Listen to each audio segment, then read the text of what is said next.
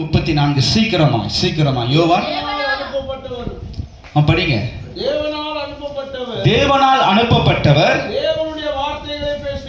தேவனுடைய வார்த்தைகளை பேசுகிறார். தேவன் அவருக்கு தமது ஆவியை அல்லேலூயா, சத்தமா சொல்லுங்க அல்லேலூயா. இயேசு கிறிஸ்துவுக்கு ஆவி எப்படி இருந்ததா?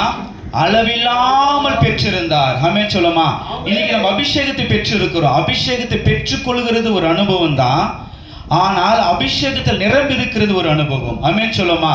நிறைய பேர் அபிஷேகத்தை பெற்றுக்கொள்வாங்க, ஆனா அந்த அபிஷேகத்தை நிறைந்திருக்கிற அனுபவம் இருக்கணும். ஆமென் சொல்லுமா. இதுதான் சங்கீதக்காரன் தாவீது சொல்வார், என் பாத்திரம் நிரம்பி வழிகிறது. 2 வருஷத்துக்கு முன்னாடி, 3 வருஷத்துக்கு முன்னாடி, 5 வருஷத்துக்கு முன்னாடி என்ன பண்ணிருப்பாங்கன்னா அபிஷேகத்தை பெற்றிருப்பாங்க.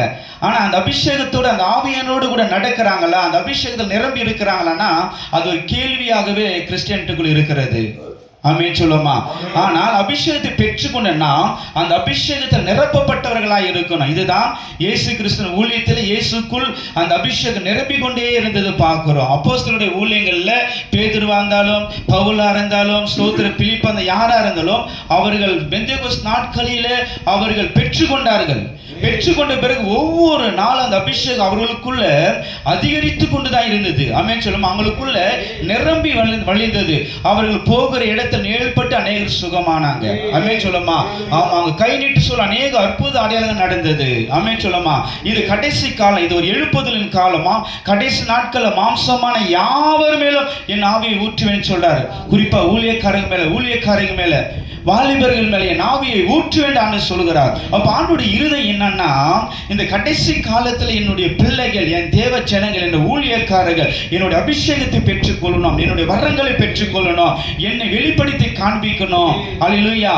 பரலோகத்துக்கு ஆத்துமாக்களை ஆதாயம் பண்ணுவதற்காக, பரலோகத்திலே தேவராஜ்யம் கட்டப்படுவதற்காக தேவன் அவர் திட்டத்தில் மிக முக்கியமானது அபிஷேகம். ஆமென் சொல்லுமா. அதாவது இயேசு கிறிஸ்து பரலோகத்தை ஏறி போவதுக்கு முன்பதாகவே அவர் சொல்றாரு, பரத்திலிருந்து வருகின்ற அந்த பலனால் தரிப்பிக்க வரையில் எருசலேமிலே காத்திருங்க. ஆமென் சொல்லுமா. இயேசுவோடு இருந்தவங்க தான், 3.5 வருஷம் இயேசுவோடு ஊழியம் செய்தவங்க தான், இயேசு செய்த அநேக அற்புத அடையாளங்களை பார்த்தவர்கள் தான் சீஷர்கள். ஆனா அதே எக்ஸ்பீரியன்ஸ்ல போய் என்ன பண்ணலாங்க, அதே எக்ஸ்பீரியன்ஸ்ல போய் ஊழியம் செய்யல, அதே எக்ஸ்பீரியன்ஸ்ல என்ன பண்ணல, போய் வியாதிஸ்தர்களை குணமாக்கல, பிசாச துரத்தல, ஆவியானவருக்காய் காத்திருங்கன்னு சொல்லி இயேசு சொன்னது, பிதாவானவர் வாக்குத்தத்தம் பண்ணினதை பெற்றுக்கொள்வதற்காக என்ன பண்ண காத்திருந்தார்கள் என்று சொல்லப்பட்டிருக்கிறது. ஆமென் சொல்லுமா. அப்படி காத்திருக்கும் பொழுது ஆவியானவர் அவங்க மேல் ஊற்றப்பட்டார். அப்படி ஊற்றப்படும் பொழுது அதுக்கு அடுத்துதான் அப்போஸ்தலர் வல்லமையாய் ஆண்டவருக்காக வல்லமையான காரியத்தை செய்தாங்க. பிலிப்பி ஒரு கிராமத்தில் பிரசங்கம் பண்ண கிராமமே மகிழ்கிறது சொல்லப்படுகிறது. ஸ்தேவான் அவருக்குள் தேவனுடைய ஆவியானவர் ஊற்றப்படும் பொழுது அநேக அற்புதங்களை ஜனங்களுக்குள்ள பெரிய பெரிய அற்புதங்களை செய்தார் என்று சொல்லப்பட்டு இருக்கிறது. ஆமென் சொல்லுமா. அப்ப இந்த கடைசி காலத்தில் தேவன் எதை எதிர்பார்க்கிறார் ஊழியக்காரங்களிடத்துல, விசுவாசிகளுக்கு எதை எதிர்பார்க்கிறார்னா, அப்போஸ்தலர் 1:8 ஆண்டு சொல்றாரு, நீங்கள் எனக்கு சாட்சிகளாய் இருக்கணும். ஆமென் சொல்லுமா. அப்ப ஆண்டவருக்கு சாட்சியா இருக்கணும் என்றால் இதற்கு மிக முக்கியமானது பரிசுத்த ஆவியினுடைய அபிஷேகம். ஆமென் சொல்லுமா.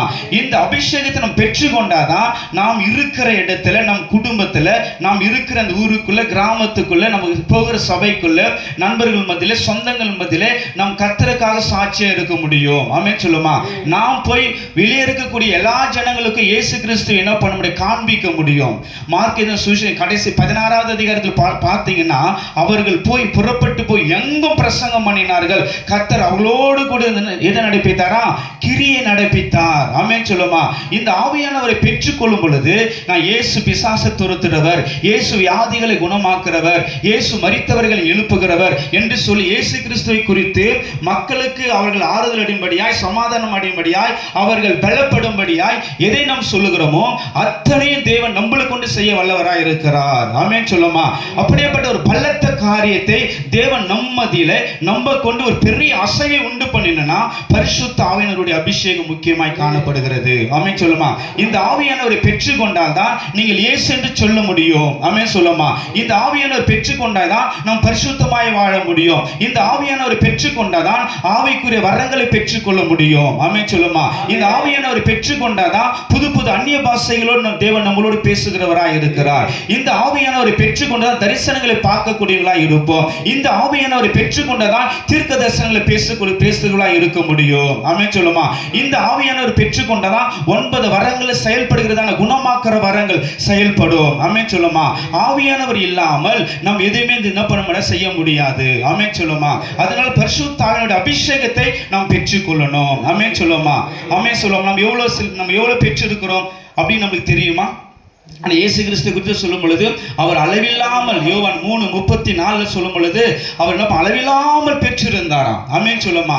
அப்ப நம்ம எவ்வளவு பெற்றிருக்கிறோம், ஆண்டவர் நம்மளுக்கு எவ்வளவு கொடுத்திருக்கிறாரு என்பதை நம்ம என்ன பண்ணோம், அதுல நம்ம என்ன பண்ண வேதத்தை படிச்சு நல்லா ஜெபிச்சு அந்த ஆவியானவருக்குள்ள இருந்தா நம்ம புரிந்து கொள்ள முடியும். ஆமென் சொல்லுமா. இன்றைக்கு ஒரே 3 காரியங்கள், மூன்றே காரியங்கள் அபிஷேகத்தை குறித்து பல விதங்கள் இருந்தாலும், ஆனா இந்த அபிஷேகம் எதுக்கு என்பதை மட்டும், அந்த தாக்கத்தை மட்டும் உங்களுக்கு ஏற்படுத்த நான் விருப்பப்படுகிறேன். ஆமென் சொல்லுமா. அபிஷேகம் எதற்கு, எதுக்காக ஆண்டவர் அபிஷேகத்தை கொடுக்கிறாரு என்பதை நாம் பார்க்க போகிறோம். ஆமென் சொல்லுமா. முதல்ல இந்த அபிஷேகம் எதுக்குன்னு ஆண்டவர் சொல்றாரு. 1 சாமுவேல் 16வது அதிகாரம் 3ஆம் வசனத்தை ஒரு சத்தமா எடுத்து வாசிங்க. 1 சாமுவேல் 16:3ஆம் வசனம். 1 சாமுவேல் 16வது அதிகாரம் 3ஆம் வசனம். அப்பொழுது நீ செய்ய வேண்டியதை நான் உனக்கு அறிவிப்பேன். நான் உனக்கு சொல்லுகிறவனை இப்ப கவனிங்க. நான் உனக்கு சொல்லுகிறவனை எனக்காக அபிஷேகம் பண்ணுவாயாக. ஆமென் சொல்லுமா. அப்ப கர்த்தருடைய உள்ளத்துல எதை அபிஷேகம் எதற்காக சொல்றாரு? அபிஷேகம் என்பது அவருக்காக கொடுக்கப்படுகிற ஒன்று. ஆமென் சொல்லுமா.